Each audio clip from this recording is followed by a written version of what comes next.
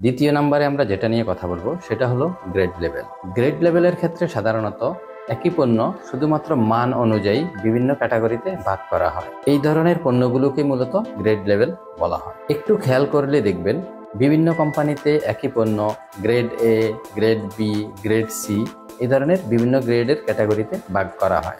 আবার কিছু কোম্পানি দেখবেন আলাদা আলাদা নাম দেয়, যেমন ডিলাক্স, কন্টিনেন্টাল, প্রিমিয়াম ইত্যাদি। অর্থাৎ একটাই প্রোডাক্ট শুধুমাত্র কোয়ালিটির কারণে ভেরিয়েশন করা হয়।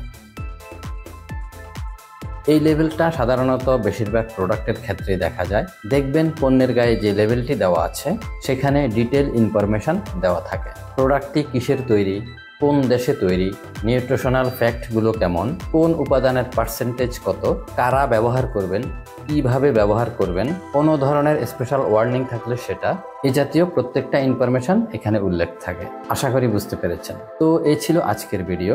আজকের ভিডিওতে আপনাদেরকে বেসিক্যালি বোঝানোর চেষ্টা করেছি লেভেলিং ব্যাপারটা আসলে কি, প্রোডাক্টের উপর ভিত্তি করে কিভাবে লেভেলিংটা তৈরি করা হয়, এই সব কিছু। আজ তাহলে এ পর্যন্তই।